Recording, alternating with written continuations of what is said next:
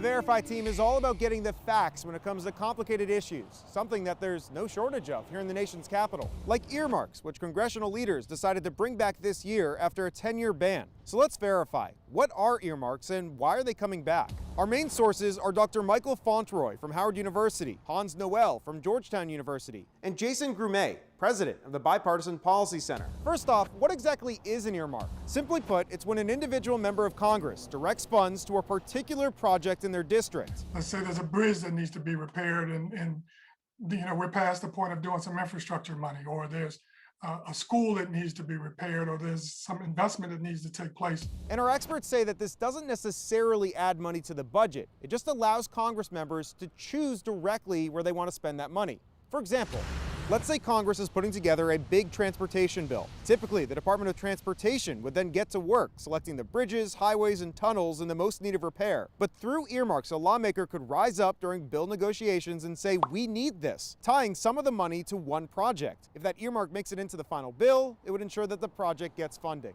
Earmarks go back to the very beginnings of the Constitution because, of course, it is in the Constitution that it is members of Congress who are supposed to be making decisions about how to spend money. The idea of paying attention to your own home state, that's as old as the Republic. But in 2010, during the rise of the Tea Party, earmarks were banned as critics called them signs of big spending and corruption. It's horse trading. This remains the argument against them for people like Senator Rand Paul. I'll give you this if you give me that. I have a deep understanding of Vermont's communities. On the other side of the debate are people like Democrat Vermont Senator Patrick Leahy, the chairman of the Appropriations Committee. For the past decade, I've had to fight for them here in Washington with my hands tied behind my back. Our experts explain, though, that there are now rules to this earmark process. A lawmaker cannot have a financial interest in the earmark, nor can the money be directed to for-profit entities. Also, each request must be posted publicly in an online database, and there's a 1% cap on discretionary spending for earmarks. Our experts say that one possible benefit of earmarks is that it could lead to more bipartisan compromise. The main thing that earmarks allow is